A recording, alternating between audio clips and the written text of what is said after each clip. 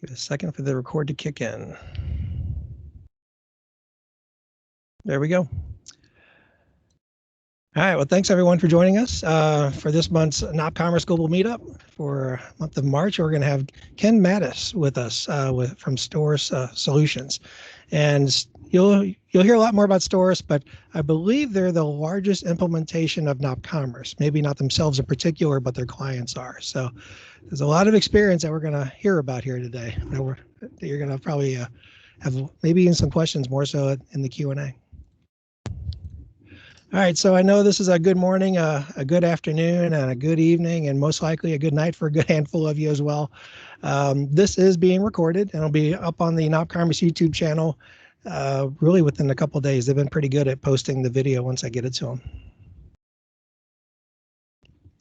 So the agenda is we're going to cover a few announcements. There's no lightning talk for today, and we're going to just jump right into the conversation with Ken. We'll have more Q&A most likely at the end. And during the Q&A part, since we normally don't have video and mics enabled for everyone, or prefer not to have it enabled for everyone during the conversation, we're at the Q&A part, you're more than welcome to enable your video and mic and go ahead and ask the question directly, or of course the chat, make use of the chat. Throughout the conversation, we might pull some questions from the chat during the conversation, but we'll definitely try to get to them at the end. So nopCommerce 4.4 was just released after there was a beta period of only about 2 weeks, and it went to release. Also kind of hot off the press, I noticed they also just tagged a 4.4.1 version. So I just saw that come out this morning. So that looks like there's I guess you call it a patch release. I'm not exactly sure, but nonetheless, definitely check it out to see that release. And hopefully a lot of you are starting to look at that as well. There's a lot of neat stuff inside of there. All right, so this meetup is really for developers and store owners. We meet the third Tuesday of every month. So if you're interested in giving a presentation or sponsoring a meetup, please reach out to me. And for the upcoming meetups, we do have quite an agenda of people to come. Next month, we're going to have Jeffrey Palermo talking about the Blazor architecture. And it's not that nopCommerce is going to go to Blazor, but a lot of us know that nopCommerce is kind of in this limbo state of what are they going to do on the front end, if anything.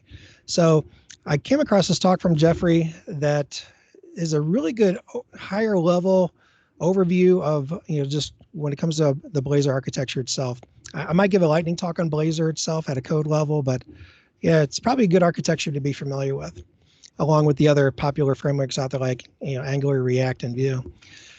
Then something a little more business centric. In May, we're going to have Jason Resnick give us basically a talk around email workflow, and yeah, he's definitely an expert in this area, and he's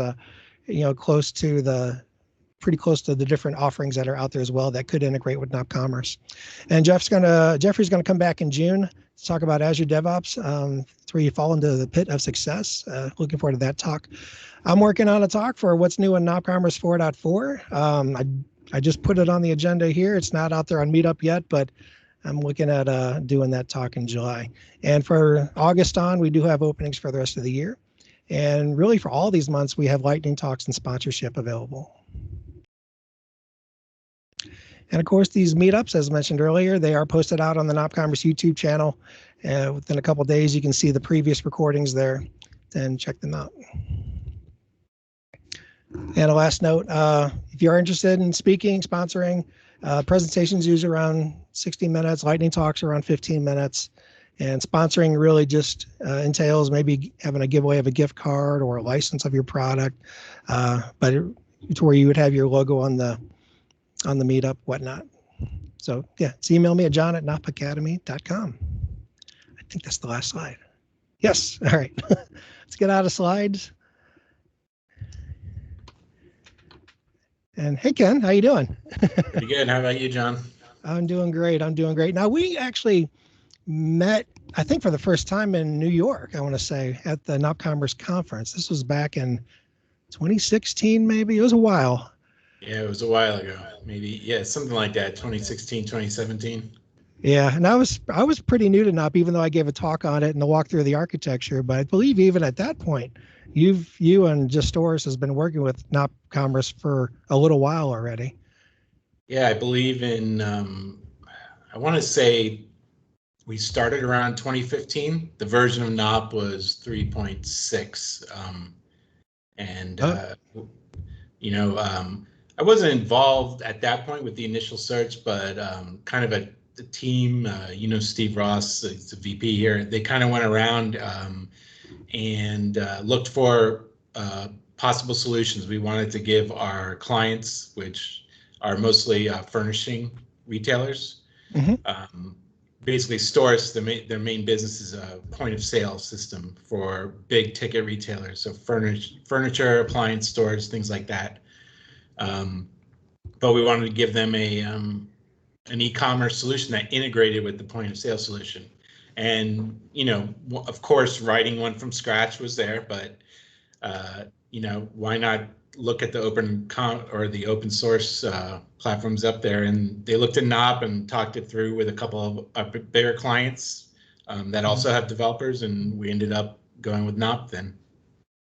Okay, and I do recommend for those kind of listening on the conversation, feel free to go to stores.com, and there's some good content out there of just good visuals, I guess you'd say, when it comes to your overall architecture, where nopCommerce is really a piece of that architecture. And really, it's an offering, right, that you have provided for other retail furniture outlets to take advantage of. So Correct. they actually use, so that different furniture retailer outlet will use nopCommerce as their primary storefront, right? Yeah, I mean, we pretty much, minus a few of our clients, some of the bigger ones, we host them as well. We do kind of Oh, everything. We set them up. We have a services team that works with the clients. They do front end work. But yeah, I mean, I think I think one just a new client just came up today, but I think we have 45 sites right now, wow. 45 Okay. different sites up. Yep. How are you typically hosting? Through Azure, AWS? Is it a mix? It's a mix. Originally, it was all on. They keep changing names, but there's a provider that they've used for other services, Flexential, I think they're called now. But recently, we've been getting more into Azure. We have, can't remember how many clients, maybe 5 or 6 in Azure. Okay. It's interesting. We were, as NOP evolves there, I think you talked about it last time. About how they were able to swap out the data layer, right? Or because they wrote the interfaces, they were able to move to link to DB, and they provide MySQL now. We started to explore that just because cost of Azure of SQL Server is expensive, but every time, we have a lot of stored procedures and things like that, and they don't just convert. But yeah, Right. so Azure, I really like Azure from a developer standpoint. Kind of cuts out a layer. When we do have a problem with systems, we have to go through their support system. But in Azure, you're kind of right there, so you get to do it. But yeah, so most of the sites are hosted by us. So we deploy them and really manage them, monitor them with New Relic and the ones on Azure with them. I saw you have Azure DevOps coming up in a few meetings. That's good. Yeah. We've really in the past 2 years embraced that and started using it, and it's been amazing. Yes. Just all across the board, everything from just our internal pipelines, how developers checking code, how they get deployed to our QA sites, and then deploying to customers. It's really great product, and very easy to get into and use. So if you do have lots of clients, or even if you're the only client, I highly recommend that. That'll be a good talk. Yeah. Well, are you on the data side? Are you kind of excited to hear about Postgres coming out with 4.4? I don't know I'm if just we're curious because excited about it feels like, like SQL Server is one extreme, and then, MySQL is the other extreme. It feels like Postgres is right in the middle of both extremes. That's why I was curious your opinion. Yeah, it does, and we might look at that too. We haven't started any work with MySQL yet. We kind of just gave an overview on what it would take us to implement that. But yeah, now we'll probably now that it's supported in 4.4, we'll probably look at that. Yeah. So I want to back up just a little bit. So I found when you sent over your bio, I found it pretty interesting. You kind of came from a music background, right? Yeah, when I coming out of high school, I got really into music in high school, and then Yeah. I just kind of kept along with it. I was born and raised down in South Florida. Uh-huh. I went to the So what do you University play? of Miami. What do you primarily play? Saxophone was Oh, my wow. main instrument. So the University of Miami has a great jazz program, still do today. But yeah, it was fun. That's what I wanted to do. And kind of when I started my master's there in '98, I did write music writing, and my handwriting is awful, and I didn't want to write charts out. So that was really the first time I got a computer. And then throughout those 2 years, I got really involved in the technology aspect related to music, and kind of kept that.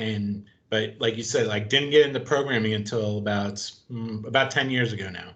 Yeah, this is a very common path. Actually, the previous nopCommerce developer I chatted with back in December, he was basically a professional musician with a band and whatnot, touring touring Yep. Australia. So yeah, this playing some kind of instrument with development is a very common path. I fake Yeah, playing it the is. drum. I've actually talked to a few people that have followed that actually at stores. There's been a few. So Oh yeah. maybe the Yeah. same parts of the brain. I don't know. It must be. I'm pretty good at faking playing the drums, so my kit's right on the other side of my system. So, but yeah, there's got to be some kind of corollary there. So, I mean, so you started at Storus, really. I mean, Storus was your kind of your jump into professional software development, correct? Correct. I basically I was doing a lot of music stuff, was performing a lot, doing some teaching, and then also working at a music publisher. And while I was going, and I got a degree in computer programming. So when I was getting close, like my last semester, I'm like, I'm just going to start applying for stuff. And it was good. I had a lot of interviews, but I wound up with stores. We have like a pretty small office down here. We're based out of New Jersey, but we have the R&D office. And I came in here and I started working on basically the point of sale side of doing that stuff, and then kind of becoming we down here in the Florida office, we're mainly .NET developers, Mhm. developing the web products and also API products, things like that. So over the first 2 years, I kind of started to get interested on the other side and kind of switched over to the .NET side and to doing the web development. Okay. Well, in your bio, you sent over that your title is Technical Project Supervisor. I feel like you do a lot more than what that title says. Yeah, I mean titles, you know how job titles are, but Yeah. I definitely don't develop as much as I used to. Okay. But we have a really, really good team of developers. It's really evolved. We had some few key additions since we've gone to nopCommerce. Hmm. And man, they're just a great team to work with. A lot of experience, and you know, they don't need, it's not a lot of handholding. They kind of take it and run. We have a project manager that kind of leads the way. We do also client funded development. So it's kind of a mixture, but they get it laid out, like here's what we want to do, and they kind of go and figure it out. And lately I've been kind of just like the glue of that, like looking everything over, trying to push different initiatives like the DevOps. I thought that was a very important thing a few years ago, Hmm. and so just trying to the processes. We're even now like starting to mess around with Cypress, which is a testing framework. Uh, Yeah. Very cool, because we're 6 years. Oh, it's like you got muted. Hold on one second. I think someone muted you. There we go. Are you back? Up. Go ahead and unmute yourself. Someone muted you. There we go. Is that There we better? go. Yeah, it's better. Yeah, so I have a little the too much control DevOps, out there. So, trying to find ways to, we keep growing. I think we have something like 25 plugins now that go out to our clients. mhm.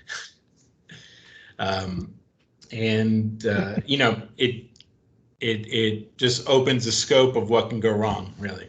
So Right. trying to get some automated testing going Mhm. is kind of a priority of mine now. So is most of your team in South Florida there, or are they kind of spread out?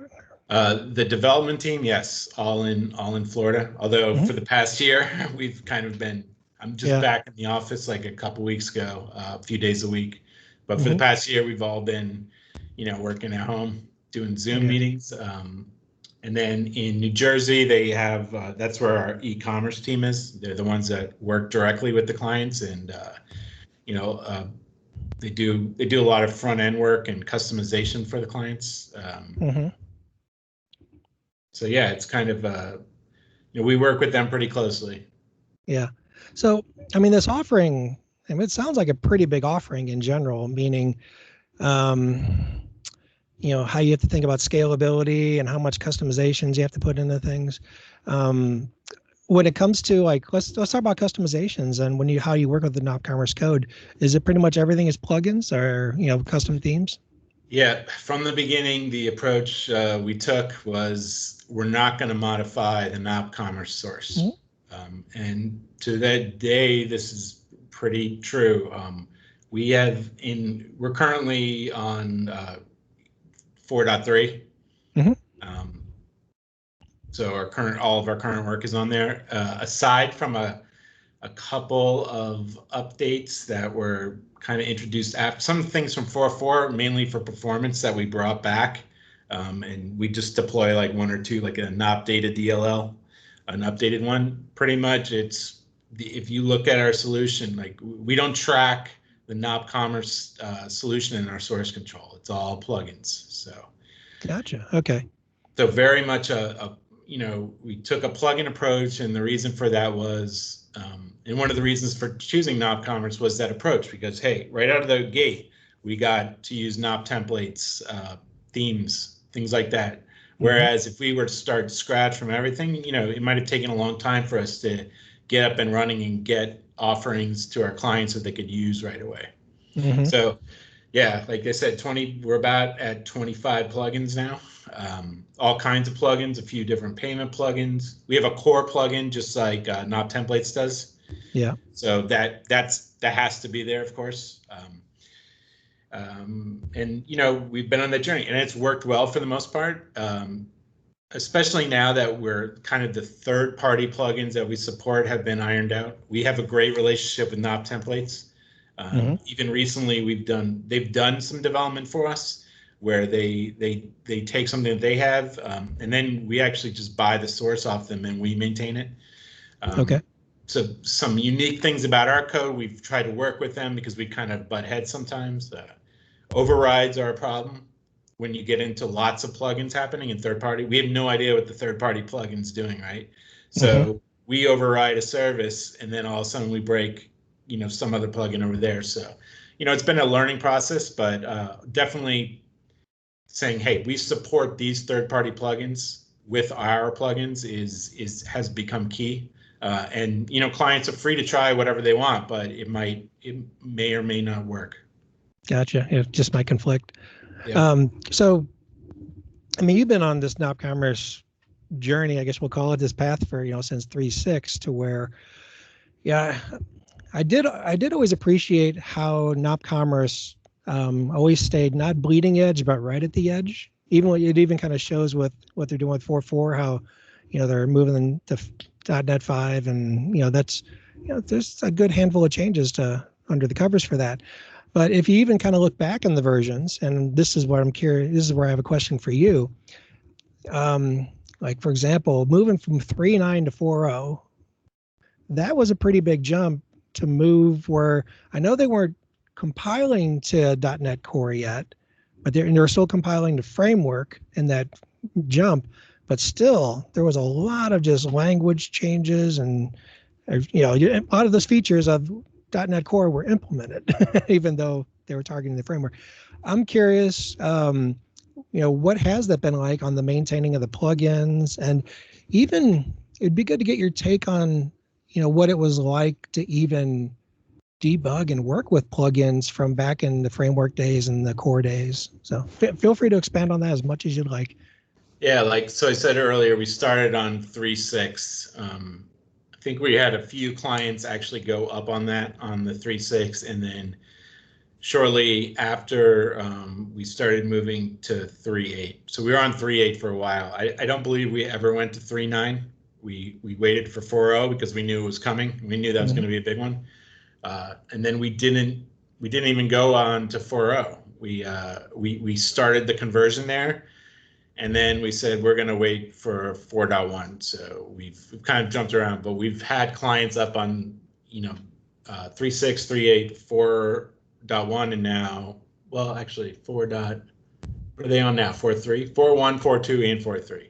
So lately we've been keeping up. I think we're gonna almost every year we've done one recently. We've taken one of the upgrades to do it. I think we're gonna hold off on 4.4, mainly because we're on a long-term support from Microsoft now for .NET Core 3.1, and probably next year start looking. But like you said, with one of the good things about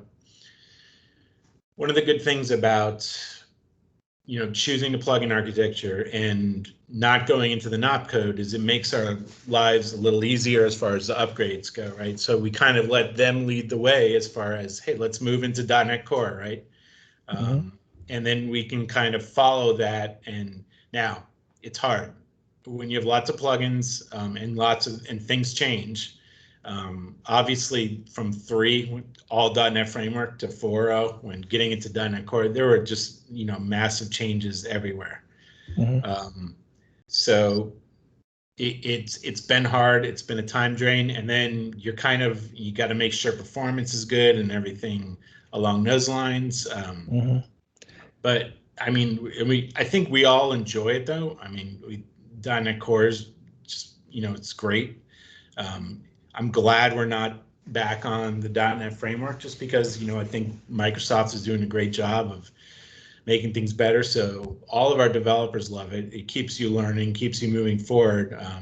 And, like they're into .NET 5, that will be our next journey there. Yeah, .NET 5 is probably more like .NET Core 4.0. Exactly. Not as big as a jump, right? Like it's not going to be like,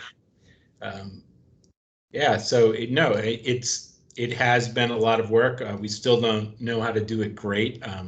Basically, what we've done is we've assigned a developer, poor guy or poor girl. We say, all right, go see what it's like and start porting it over there. And our biggest problem has been while we're doing that, we're still developing and adding features to the prior release. So now you have this thing that's still moving and you're trying to get this other one up to speed, right? And basically you're just trying, okay, let's get our core plugin working and then let's start adding the other plugins. So that's been the, it's not easy, but we've been able to do it. So I'm curious. So when it comes to, like, for example, 4.4 just got released. Do you kind of wait until that version just gets released, or do you kind of watch what's going on in trunk, or is that just kind of too exhausting? Okay. I watched the I watched their repository, and lately, whenever they come up to a release, it gets pretty crazy. And they do beta, and then they have testing going on, and there's lots of things. But try to just keep an eye out for the big things. So when it does come time, but we really don't work with it until it's out. And usually, we're not on it right away, right after it comes out. Like I said, with this one, we'll probably not, not look at it for a while for the rest of this year. We're going to stay where we are. It's a good place. We're getting good performance out in the field. Okay. And then we'll start looking at it, and and you saw like there's 4.4.1 out, right? Like, so those are things you want. Not that get flushed out, let other people find those kind of things. But, Well, there is also one other concern with 4.4, and I'm sure that the nopCommerce team will address it probably in some kind of branch or tag. But 5.5 is on long term, or 5.0. I'm sorry, .NET 5.0 is only on long term support through January next year. So the long term support version is going to be 6.0, and yeah, hopefully for the sake of just supporting 6.0, the long term support version, there'll be some kind of branched version of 4.4 until the next version comes out. So yeah, I think it's good to what be aware. 3.1 goes through December of next year of 2022. I Right, think you're so. on a long-term support Yeah, version, which in it's this kind important of for business, it's security, important. really. Yeah. Mm-hmm. Yep, exactly. Um, so when you're kind of you're looking at diving into these plugins, and the poor soul that has to kind of just dive in it, which is really what you have to do to see what has changed. Do you try to adopt a lot of the patterns that you would see in the source code and just try to get it on par with with the nopCommerce source code? Yeah, absolutely. That also gets done when you have to create a payment plugin, that Mm-hmm. you go to one of theirs and you use that as your template. Shipping plugins, things like that. So yeah, that's what we do. Hey, how did they change? Because they ship with a few plugins, right? Always. Sometimes they've cycled some in and out over the past, but they're the key ones are their shipping plugins, payment plugins, Mm-hmm. and that's definitely a great place to go because that's what we're doing. We're changing the plugin. So if we can look at kind of work backwards, how did they have to change this plugin to work with their source code? That's a great way to start. Yeah. So I also want to throw out there for those kind of, watching, listening here, feel free to put some questions in the chat. I don't want to make it sound like we're not going to address any questions till the end. Feel free to throw some questions out there. So another question I have for you is, you've been kind of dealing with the challenge on the front end a lot more nowadays, probably within the custom themes. Um, have you kind of stayed with the pattern there, or have you, for some, I will just call some implementation, some of your clients had to do something a little bit more on the client side where I don't necessarily say it's more responsive per se, but where it's more client side driven, where you kind of latched into some of these other frameworks like Angular or React, or are you looking at Blazor? I'm curious from from really a development shop perspective where you have nopCommerce really taking care of a lot for you. You might get kind of intrigued by what some of these other front end frameworks have to offer. Correct. That's a great question, and I'll go a few different ways with it. First off, we use and really since the beginning we've partnered with Knob Templates and provided themes, and we really whittled it down. Maybe 2 or 3 themes are used out there by all of our clients. However, I mentioned that we do have a team in New Jersey, a client team. They work with the clients. They can do full customizations. One plugin we currently have now, which I can't remember the author of it before. It was out there. It was called Widget Zones. Okay. And when we came around to upgrading to 4.3, we went looking for this. We couldn't find it. We emailed the developer. We got nothing back.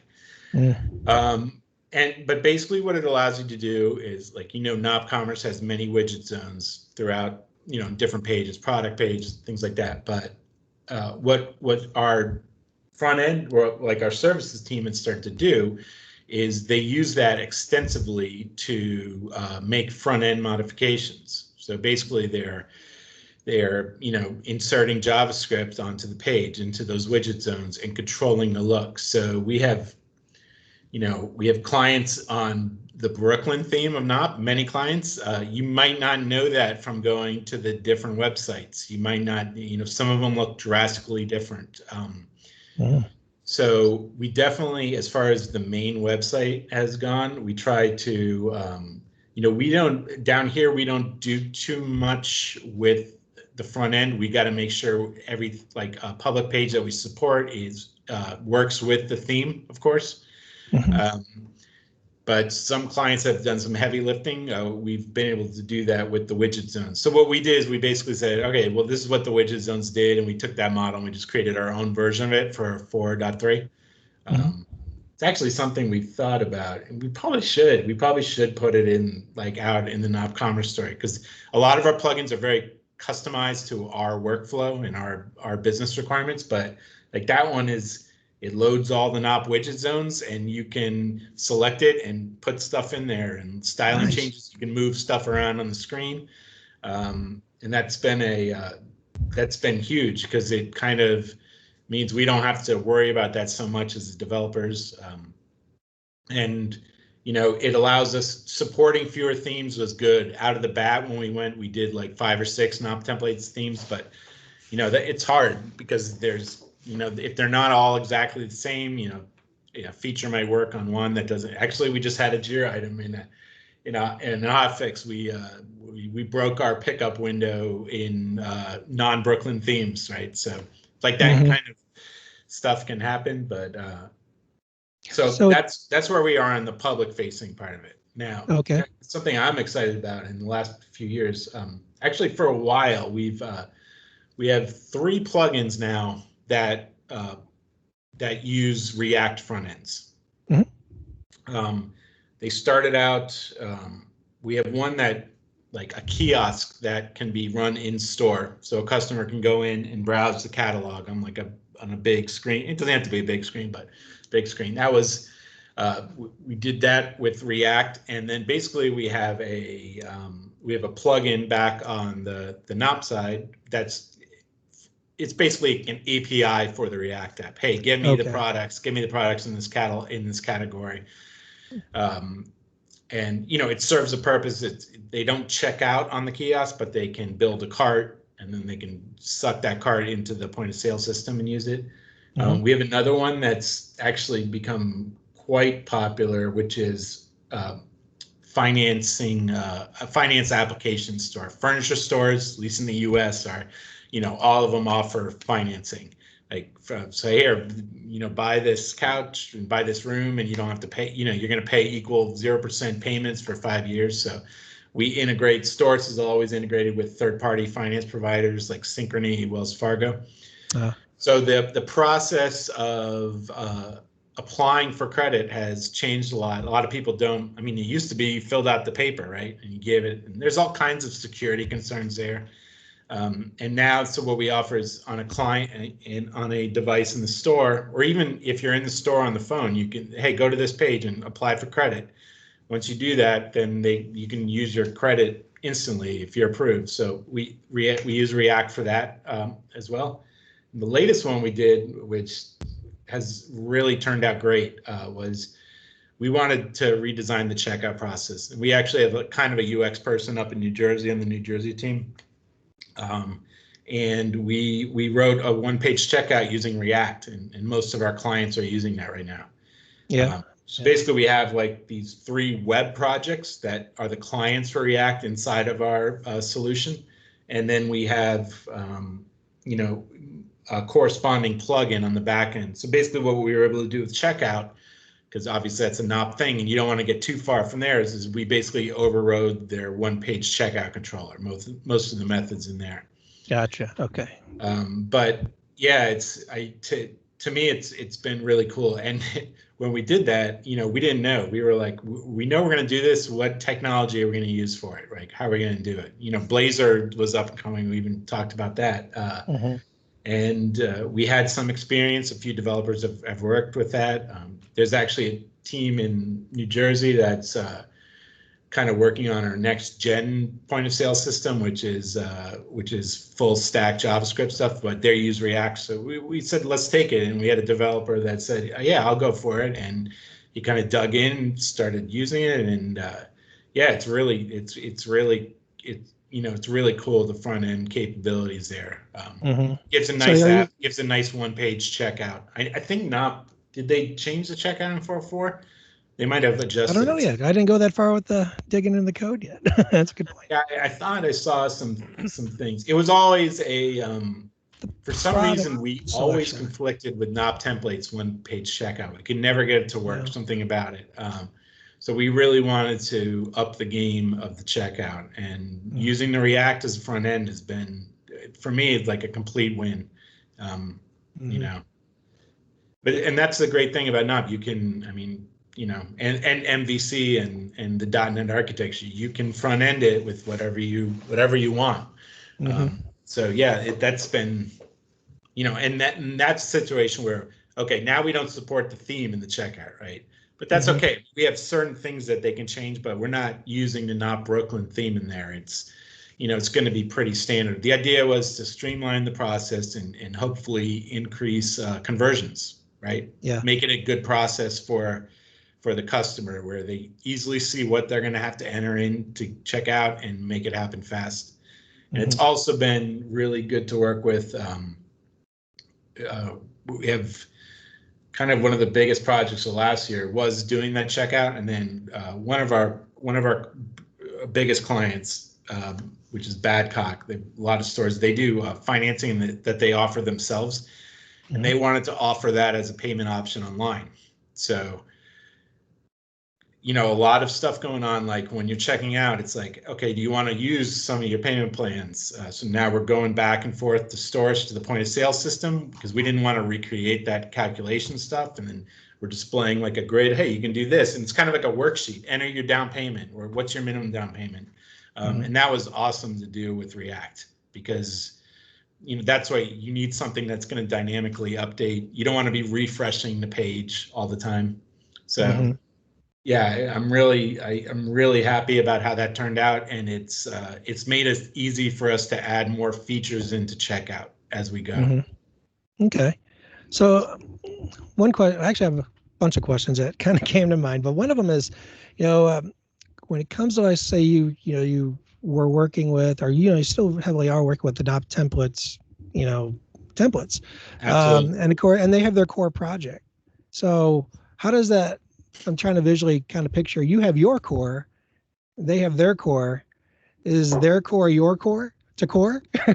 No, but like for the plugins that we kind of took over of theirs, a few years back we had them modify the store locator. They kind of give us a custom version of it.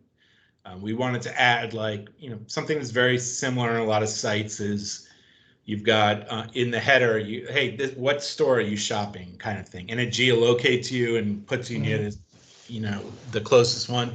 So we had a client that wanted to integrate that into it. So kind of some geolocation and let me see what store I'm selected. Even we've taken that one as far where depending on your location or the store you choose, your inventory you see is different based on that. Because some of them, hey, we've got a distribution center in Florida and we've got a distribution center in Texas, and sometimes we don't stock the same products, so the same products aren't available. But anyways, they did that plugin originally for us, and we used it, and it worked with and then we said, okay, well, when it comes time to upgrade, what are we going to do? Like, we're going to have to go back to you, which they would have been fine with, by the way. But they're like, well, you can buy the source code off us, so we bought it. So now when we took it and really made it ours, where it's no longer just this plugin that we don't look at. It's we just had to go through and find all the places that they were, basically all the dependencies on their core plugin. We had to go ahead and patch and take care of that because now we have to write the code basically to do it. But so far we've been pretty successful in doing that. It hasn't caused any problems. We've upgraded many versions now with some of these plugins like this, and it's worked out really well. So we have to be careful what we change, but like for instance, we're still using the store locator tables. So SS_SL dot thing, stores or shops and things like that. We didn't change that. We keep that going. We've added to the tables over time, but there's no reason to swap them out. And as far as the core dependencies, it hasn't been but we haven't really run into anything there. Yeah. So kind of, we kind of started to dive deeper into framework like React. There's some other practices like when you look at the React space. So for example, when you're looking at, having an API off of nopCommerce itself, are you also looking at like GraphQL, something like that works well with React? Or in other words, it's a possibility. Do you find yourself kind of going down that funnel of, here's what is in the React space. Even on the mobile side, I'm curious what you might be doing mobile, if anything. Yeah, I mean, basically with the React, we've made it so, hey, the one-page checkout controller is our API that we're calling right back and Gotcha. forth. As far as like using Graph, another thing we're looking at is Knob templates used to have a an API plugin to to Knob. So hey, you can push and pull, like you could change product prices remotely, right? I think they stopped supporting it, but our project manager just, this is a few weeks ago, said, hey, yeah, I saw, but it's open sourced out there. I think 4.2 was the last version they supported. So we're actually thinking about forking off that and maybe upgrading it 4.3 and start using that. So, and that could be used for a variety of reasons, but one, to get a lot of our clients use third-party search integrations into the site, so you need some way to get them data. So they have the data over there. Very easy with Nop to switch out the search. Our front end team can do that. All these search providers have, here's the code, you put it in there and you changing out the search. So the biggest deal is getting the data. But yeah, as far as like the plugin goes and React goes, so far we've been fine with just calling back to the controller, getting what we need. It's just, yeah, JSON payloads. GraphQL is definitely cool. Our next gen team is using that. Obviously, our code has lots of calls to our point of sale system too. So not really an API. I mean, as far as our web developers are concerned, it's an API to the point of sale system. Yeah. But yeah, so we, even adding an API, maybe not for the plugins or for the views or like to do checkout with, but adding a plugin just to get at some of the data in NOP and be able to update it is definitely on the horizon. We might pick up that project and kind of move it to 4.3. Gotcha. So you mentioned a little bit of search there and, the different providers out there. And I'm even just thinking about scalability as a whole. Like, what are some of your preferred providers on search? In other words, are you kind of out of the box? You don't really want to hit the database. You do want to hit a search engine per se when it comes to searching for product. Are you pretty much okay hitting the database all the time on search? Or what's been your variety of implementations clients, and a lot of them use the built-in NOP search. So with NOP, and I guess that's another thing we have to look at for all the searches happen via stored procedure. Yeah. I think in 4.4 they got rid of the stored procedures, I read. So it's all linked to DB now. So that's interesting. Hopefully, it's performant. You're still going to the database, fast, yeah. right? You're still going to the database. But yeah, some of our bigger clients, one of our biggest, AFW.com, I can't remember who they're using for search. They used to use SLI, but they switched to someone else. We were in talks. What's the name? Algolia is another one. I don't even know, because our services team deals a lot with it, but because we don't have to be involved, it just kind of works. But it depends, like what kind of client you are. Are you a big client? Are you trying to push? Are you trying to sell millions of dollars a month on your site, or are you just using your site to because everyone's got to have a website, right? Like what kind of products do you have, and you might not even offer e-commerce on the site. It's just kind of like a product. The last year has changed things a lot. We the heat got turned up in our space because stores were closed for a long time. We were like running some of our biggest clients, it was like Black Friday every day. It was insane. Actually, there were days that were 3 times the amount of orders of previous Black Fridays and Cyber Mondays. It was insane because you literally couldn't go to the store, and then they sent out the U.S. sent out the stimulus checks, so people were buying furniture. Right. It was insane. So I think over the past year we've added a number of client sites out there. People realize they have to have an e-commerce presence. Definitely.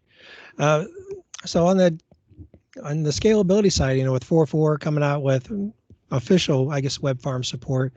Now you've had to probably have to deal with that aspect, for many versions. So I'm curious, how have you dealt with that in the past, and do you kind of see what's coming in 4.4 as maybe replacing some of the stuff you had to do, maybe manually? I'm not really sure, but yeah. We've been looking at scaling, or the ability to scale horizontally, Mm-hmm.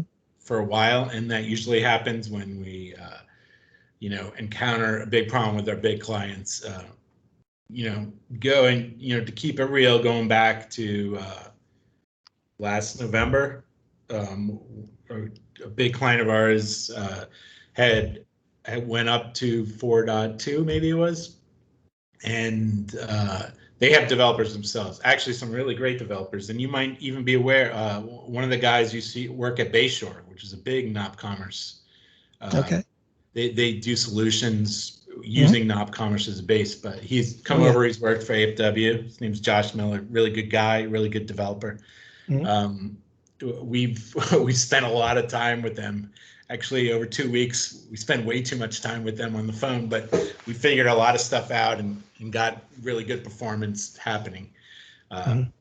We found some bottlenecks, both in Nop stuff and our stuff. It goes both ways. You never know where the problems is. We Mm-hmm. have we have learned the importance of load testing. Yeah. And we do load testing ourselves now in every release, just to make sure. It's still hard because every client can have a different combination of plugins and we have a lot of settings, because anytime you offer a product that lots of people can use, there's going to be settings. Mm-hmm. So you never know where the problem. I think with Nop, back on, I think it was 4.2. There was something with product tags. One of our clients had, like, I don't know why, but they had like thousands, like 20,000 product tags. And the Nop code, it wasn't caching any of it. So every time it was going to the database, and then it was doing this loop through everything. And they went up on, and the site was awful. It was like what's going on? And like things like New Relic and stuff, like help like that, you diagnose it, like, oh, it's this, and we're able to patch it pretty fast. But so performance issues always come up. I know there's a thread, if you follow the GitHub, there's some United Shoes has been load testing their current stuff and looking for performance. We've been good, but yeah, to scale horizontally, biggest problem was scheduled tasks, because how do you have your scheduled tasks not running on each instance? Mm-hmm. Actually, going back to American Furniture Warehouse and Josh had set up, they set up a kind of a cool thing where they host a version of the site somewhere else, and an admin, and then he did this thing in the admin where he can choose which one responds to because they're just HTTP requests for the scheduled tasks to kick them off. Mm-hmm. So basically, you could say, okay, I'm going to run the scheduled task, but on this dummy site I have over here. So Gotcha. it's really just an admin site, Mm-hmm. and then the main site doesn't get hit with those requests. Mm-hmm. So we've looked at things like that, but since they have web farm support, I'm guessing they figured that out, or they changed from using the scheduled tasks that they had. That would be great to scale out. One thing that's hard, and this is hard in programming everywhere, is when you start, you start back on .NET. They're back on, on you look at 3.6 and you look at their products evolving, right? It's always easier to work on a greenfield project, right? Mm-hmm. As far as technology and doing everything right. Moving into .NET Core, part of what we've seen as the biggest problem is thread starvation.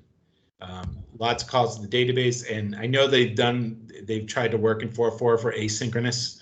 Mm-hmm. To me, that's the biggest thing, because in the past, when we've had clients with performance problems, it didn't matter if we dropped the Ferrari engine in their server. They'd hit a peak, and it didn't matter. It can't use any more of the resources when the app is kind of when the app is kind of choked and there's no threads, it's not a good situation. So Yeah. we've done a lot of work with caching in our plugins. We actually have our own cache provider. That's been a big performance boost. So Okay. Nop has its own cache. Instead of having to use theirs, we can use ours for some of our stuff that we're doing, because we have lots of tables built off of their tables. Like, so we have a Storis price table, a Storis location table, a Storis, things like that we have, because when we get prices, we for a while now supported price by store, which is not a feature that Nop had. So we have some clients that, hey, we have 3 brands that we run, so they're running 3 sites off one Nop instance, and and one of the sites is for a discount place. So that same patio table over there is a lower price. So having one price for all the stores wouldn't do. So we had to kind of work around that. So that's a lot of database work, right? Because now you're not only calling that, basically you're overriding the factory, the price, the shopping cart model factory, where you're building out the prices. So we have to be careful when we do anything that we're looking at performance and not reducing it, because you add code and you add tables and you add queries and you're going to reduce it. But so that, to me, that's the biggest problem. Like, and it's hard because you're evolving an app and it's moving through these different technologies now, .NET 5 and .NET 6, and just .NET Framework to .NET Core was such a big jump. And it's enormous to say, hey, go rewrite your whole application. I think they've done an awesome job keeping it up. There's going to be problems, and you know what? You have to look what they're giving you. They're giving you an e-commerce solution out of the bag. So you can't, if you're a developer and you do work with clients that are doing a lot of volume, you're going to have to roll up your sleeves a bit and get it, find the find issues. And I know a lot of companies, like integrators, will use nopCommerce kind of as a launch point, right? Like, so they'll just go in the code and change it. Like, I'm going to deliver a website to you. Yeah, I might support it for a few years, but I'm not. The goal isn't to keep upgrading it and to use a lot of third-party plugins. It's just, hey, this is a nice base. So, if you're doing that and you want to, there's probably lots of stuff you can go in there and find to start improving performance. But for me, I found that it seems like it's always on, your external calls, things that could be async when you call to the database and it's going to take a little bit of time, or you call to an external API. If you're not doing it async, that thread is sitting there tied up. And once those threads get locked up, it doesn't matter how much horsepower you have on the server. You gotta do it. So async is your friend there, and I'm glad to see that they prioritize that really in 4.4. So that's definitely good. And the web farm support would be awesome, because we weren't able to on a dime say we can scale horizontally, but with if they support that'd be great. There was a guy we talked to, God, I can't remember his name, Jan maybe. He's out in the Netherlands. He had a fork. He might still have a fork out there where he did an implementation where I guess he had a really big client and they had to scale horizontally. They were running into problems when they weren't. And he solved for scheduled tasks, and he solved for cache, which is the other one. He had like kind of this system set up where there was like a master node, and it would like every minute push cache updates to all the other nodes. So there would be some time where certain nodes didn't have the same cache, but that's another problem you come up with web farm, distributed caching, right? But the great thing is these are all things that Microsoft has solved for. So the more they tap into the Microsoft implementation of that stuff, the better, I think. The easier it is to integrate. Yeah, I agree with that. They're kind of like right on the, they pay close attention to those pieces and implement them at the right time, which has been great to see. So I only really, for myself, I only have really a few more questions because I could keep you here all day, but I said I'd only keep you for a certain amount of time, and time goes fast. So on the mobile side, you really haven't really offered or like a native mobile experience? There's really nothing that you're kind of as part of your Not yet. overall Like I said, we solution. have the kiosk, which is a Yeah. React app, and our checkout. That I mean, everything has to work on mobile, but a lot of Mm-hmm. that's accomplished through using the knob templates plugins. But yeah, as far as like an application, like an Android app, or I mean, if we did Mm-hmm. anything at this point, it's gonna be React because we've kind of dug into that technology. Mm-hmm. Yeah, nothing really completely like that, where it's like, hey, instead of like you'd go to the app store and download, like Wayfair is a good example, right? A big, Yep. humongous furniture, e-commerce. They're all e-commerce pretty much. Mm-hmm. They have, hey, go use our app, and yeah, we haven't gotten into that yet. We have kind Okay. of, other departments are, like I said, we're working on the next gen now, and they have a React based solution that actually uses Node and GraphQL and things like that. That will be for the salesperson. You know, that will be Yeah. their interface. And we've had some clients just use our kiosks now. They threw away their They used to have catalogs, right? If you have a smaller store, but you have access to large inventory, you can only have so many couches and so many beds on the floor. So they've Mm-hmm. used the kiosk kind of like, here. They have Surface tablets, or Oh yeah. it could be anything with a browser base, right? So there's a Mm-hmm. huge advantage of going to that, and you see it throughout the web now, like React and React components and Angular. I think it's a great way. It's a great way to go. Yeah. So let me go. Let's just go with this final question from me, and that's maybe on the same topic. But like, what would you like to see when it comes to nopCommerce and where they go to next? And if you had I'm gonna give you three wishes, and they were to kind of deliver these three wishes in the order you request. What would those be? Wow, that's a good Assuming question. that 4.4 is going to live up to the things it says 4.4 is. So let's just assume there's always probably going to be something when it comes to, let's say, web farm support. Yep. So let's just assume web farm support is there to where you don't Okay. need to wish for it. Let's kind of think a little broader what you like to see from the NOP Solutions team. Let me think about that for a second. Sure.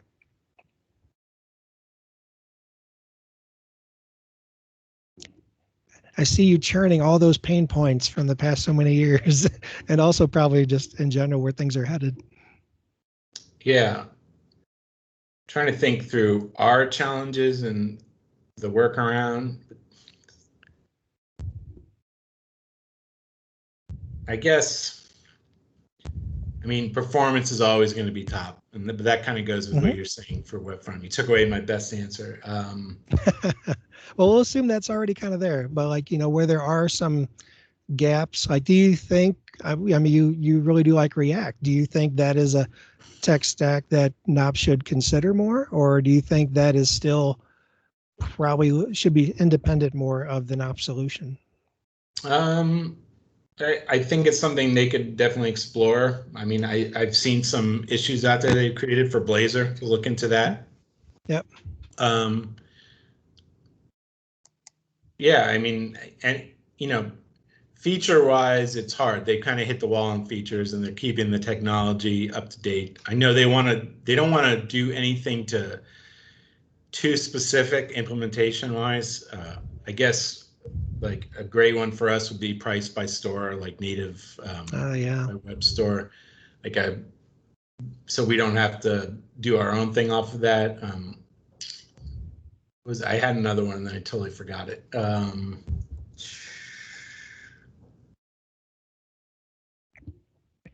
I know they try to strike a balance between what the plugin and theme providers offer. I know they have to walk a tightrope there. But let's say you don't have to walk that tightrope. What would you kind of like to see? Not so much because NOP would do it better. It's just a matter of it would just simply be more integrated and just more of the experience. One of them would be, and this is kind of not for customers, but for clients that are using it, would be, and we've had some clients come to us because they've had solutions that offered something like this, but the ability to basically to have you have like I mean, this becomes like kind of a DevOps type thing too, but maybe more of an ability to, get your site ready and then push it live without having to swap settings. So basically the ability to, and maybe this happens in the web farm, the ideal would be that you can support two kinds of settings somehow at the same time, right? And like at 3 a.m., it's going to switch, and all this stuff that you had to do manually on your Learn site, because all the bigger clients, they got to make sure everything looks good, getting ready for promotion, adding new products, things like that. They want to publish.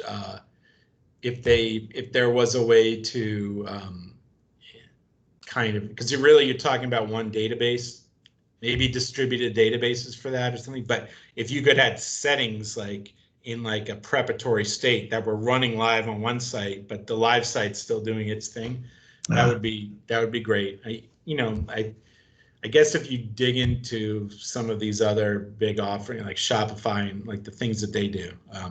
So some of it we can accomplish it via like DevOps strategies like slots and with Azure and things like that. But you're still like pointing to one database, and that database has one group of settings, right? So, and that goes back to the API. Maybe that's a great way to do it. Like, okay, you don't need the two separate settings. You can have a separate database that's maybe cloning off the live one, and then when you're ready to go, it basically pushes settings from one database to the other, and then your live is up and running. So that's one that some clients have talked about. That would be big. Well, I know what. So this was recorded when I kind of spoke with Andre, and I kind of threw out there just nopCommerce going towards a microservice architecture, and he responded really quick that that's part of the plan. So it kind of really honestly it threw me off guard. I thought it was maybe one of those questions that that he would avoid answering in any fashion, because that's a pretty big endeavor. Yeah. But what you're describing is something to where at the settings side, that would be nice if it was in its own data store, to where you're not really mixing up, product and orders. Yeah, that's the first thing when we met with a client. They told us about it, and then we met afterwards, and then we're like, the devs were like, yeah, what you're really talking about is separating the storage of your transactions, your orders, your carts, your blah, blah, blah, from having multiple databases. And you're right, that's the microservices architecture. That's what our next gen team on the point of sale side is doing. And it's hard. Their job is very hard, because now the stores has been in business, I think, over 31 years now.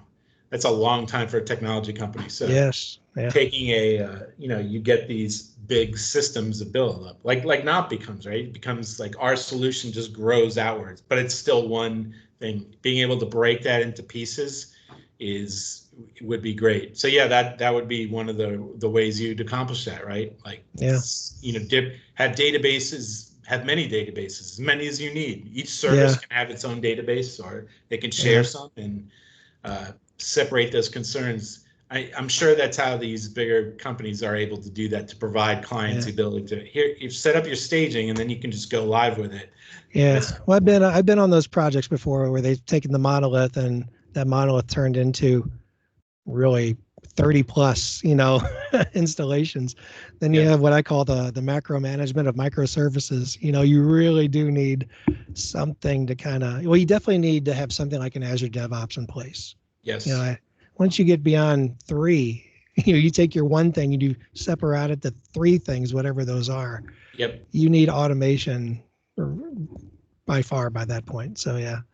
I guess on a simpler level, if they could do maybe think about moving the settings out into like a Mongo database or something like that, and just have the application connect to 2 databases, and then for your Learn site, you just have a different Mongo database for the settings. So you're not, you could use your live order data maybe, or there's different ways to look at it. But that would be, I know clients would like that, and I'm sure some of the store owners out there would like it, and a lot of the developers as well. Yeah, login could be its own thing. You could put a queue in the middle of those, and That's a good point. Yeah, I mean, the queue has been a big thing for us because we talk to StoreSlide and we have to sync lots of data, right? So we actually got the idea. Might have been that New York conference. I can't remember. There was someone that presented on integrating with an existing system and a queue, and we've taken that. Like, if something doesn't need, if we need to tell the point of sale system about something, and it doesn't need to be that second, then we've started putting in the queue and we work through the queue. Yeah. That way we can maintain the size of what we're doing, and so it's not just this huge blast all the time. Because sometimes in the point of sale system, they'll change the price of 20,000 products, and we get that delta. And if you just start working that, have no control over when it happens, it can cause performance problems. So what do you use for queuing? What technology you use in the middle there? It's just we just built it in Nop, really. We have our own table, like our Oh, I got you. Like you kind of built in your own queue inside of there. Okay, I didn't know if you're using like the Rabbit. scheduled tasks work off of it, basically. Oh, I got you. You kind of built. Oh, that's moving it outside would be really cool. Like, yeah, that's why I was thinking along those lines, where you might have had like a pub sub queuing kind of thing going on with like RabbitMQ or the Azure, what they have. Yep. No, that would be ideal. I mean, we've talked in the past about breaking the admin off from the regular site. Yeah. So it'd be a separate site. But when you have, if you're one client and you're doing that, it's a lot easier because then when you get 40, then you have to be able to deploy all that out there. It can be, how does it affect your hosting costs and all that stuff too. But yeah, those are all good ideas, and very looking toward the future, how to make these things scalable. It's a big deal. Yes, it is. Well, I'm going to throw it out there for people to, put a question in the chat, or feel free to unmute yourself and ask a question if there are any out there. You've shared a lot of great stuff today, Ken, when it comes to,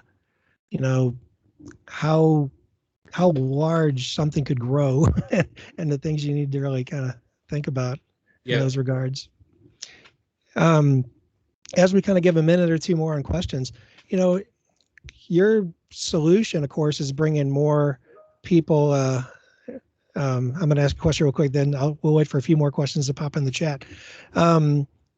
Your solution is kind of bringing other storefronts, into the overall mix of things. There's a lot of different ways to get data in the NOP. You can totally do something manually, and you're dealing with this, this new company that you're bringing on board. Now Stores offers a full solution around things to where nopCommerce itself, is it really the source of truth on product? And I didn't think so. That's why. So you really don't have to deal with any kind of import of data in the NOP. That's going to come from another piece of your overall platform that's going to feed in the NOP and the product and really manage the true inventory of everything. Correct. And that goes back to the syncing the data between the systems. So when a brand new client site gets set up, a bunch of syncs that they run, and they get all the data over there, and then they have to start doing some configuration, and we've got better over time about making that a little easier for them to do. As far as the source of the truth is the point of sale system. Right. So the orders, they still live there, but once they get to stores, like fulfillment of the orders, everything's happening there from the point of sale system. And the POS system within stores, I'm assuming that's one of the products that's been around longest. That's it. That's the main product. Everything else is kind of built around that. Yeah. Yeah. Has that evolved over the years, or is that still in some kind of archaic system? Or just curious. That's what they're working on with the next gen system. It's very hard to take a system that has 30 years of business logic and break it out. But yeah. So the question I have on that, I was involved in a similar project to where, the POS system was basically a mainframe system, and they were using NOP on the storefront side, and they really wanted to create a new kind of source of truth, something that fed into that, or multiple or it could handle multiple inputs, more so what the existing system could have.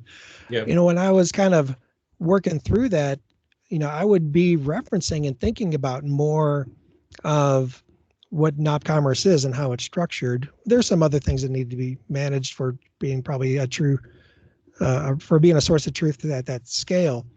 But for a very large organization or multiple organizations, it seems like, for one, you would want a source of truth that's outside of the public facing site. I totally get why you might even want to keep that synchronization going. But could that schema of nopCommerce become your admin system as well as a starting point to what would then get kind of synchronized with what's on the web, for what the public facing site is? Are you kind of looking at nopCommerce a little bit when it comes to how things are kind of structured in the old system and trying to create the new system? I'm just curious because there's a lot We've of set up takeaways there. a pretty good, I guess I call it a wall or a boundary, where we talk to the other system through APIs, basically. Right. I didn't know if they kind of. But the other side is doing some of the logic, like calculate tax and calculate shipping. That's in there. We didn't break that out. Perfect scenario, that is a microservice, and you can call it, and then many applications can call it. That's the whole goal behind it. Things like that are really hard for us right now: discounts, coupons, because the point of sale system does it one way. It'd be, with NOP as it is now, we can, some of them can correlate, but not all of them. So, I was in an odd position to where the other team was, that was kind of redoing, like somewhat you experienced. There's a different group that's responsible for the older system. Yep. And they'd always kind of almost get a visual of them peering their head over the wall saying, how do you manage specifications within products, and how do you manage attributes? It's as for guidance. We're doing something right now. We're working on a project, and I'll answer Phil's question in a second. But we're working on a project now where it's actually a new project in the point of sale system. They kind of rewrote special orders, so hey, you got a couch, but you can change everything about it, like the material, the color, the lay color, So we're doing special order for the web, and one of the great things there is that NOP is set up awesome for that with their attributes. We're able, so we set up a we SQL Server. We went to all the product attribute tables, and we got, okay, this is the current setup of this, and then over on the NOP side, and then we did the same thing from the ERP side. So okay, how does this correspond to this? And we thought it out. It's different. It's not exactly the same, right? But basically, we needed a way for them to. And on the point of sale side, they don't have pictures for any of the stuff, and we need to have image squares and color swatches. So. But that was an example where everything lined up really good, where with some thought we could say, okay, this is going to go here, and it's just going to work. And then we need to provide them some admin ability over on the website to say, hey, when you want to add image squares, you don't want to go into every product and add an attribute with an image square. You want to say everything that uses this attribute, let's mass update it. So we're working on that, but that was an example where it worked out good. But you hit the nail on the head. The hardest thing to do is when something is created in one system and it's not accessible. There's no API into it or anything. It's very hard to. And that's what the team up in Jersey that's working on Next Gen, they basically have to write an ORM because they have to get some data from there, and they've moved some data out. And it's tough. Yeah. Let me answer Phil's question. Yeah, go right ahead. And then we'll question. We after have the questions here. So. We have done a few contributions back to NOP.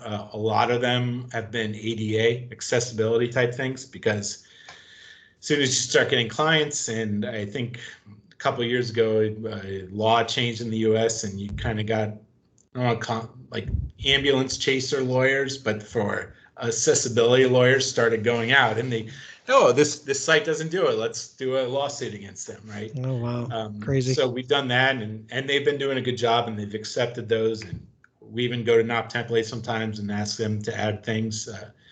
Bug fixes, not so much. We're coming in usually after the fact that they've done the platform, and a lot of our plugins are very specific as an integration to the point of sale system. But like I mentioned, the one we should just open source and make it available. The widget zones. I think a lot of people could use that. Just the ability to inject code styles and JavaScript into every page. We've, for us, for our front end team, that's been huge.